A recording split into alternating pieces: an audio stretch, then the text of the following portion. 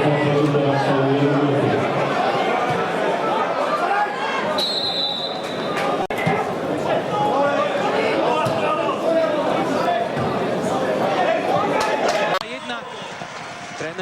Tatrana Bubenko sa teda vrátil neúspešne po 21 rokoch pred vlastných fanúšikov.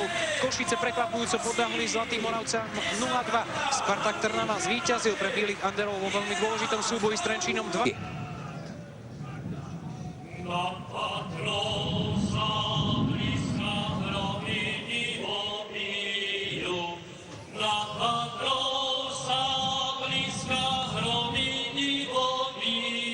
Peňažka, to bol tak povediac neviditeľný muž prvého polčasu. K lopte sa dostal možno 5-6 krát za 45 minút, čo je naozaj veľmi málo, aj keď treba povedať, že hostujúci vojaci hrali priestor z pohľadu vojakov, vyčistil Tejšiera a tak mal jednoduchú prácu Jozef Adámik. V vodnom dejstve musel riešiť iba jednu krížnú strelu a okrem nej pozbieral zopár. Tak jednoduchá práca pre Petra Boroša.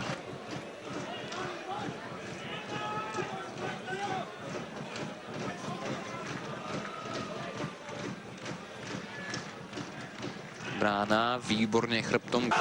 Petr Brána je rodákom z Brna, má 27 rokov.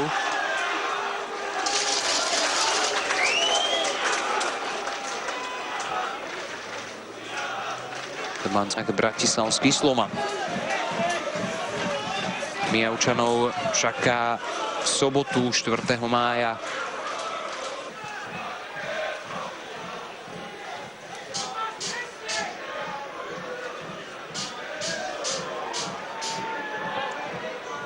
Tejšiera vymanévroval z neľahkej pozície sa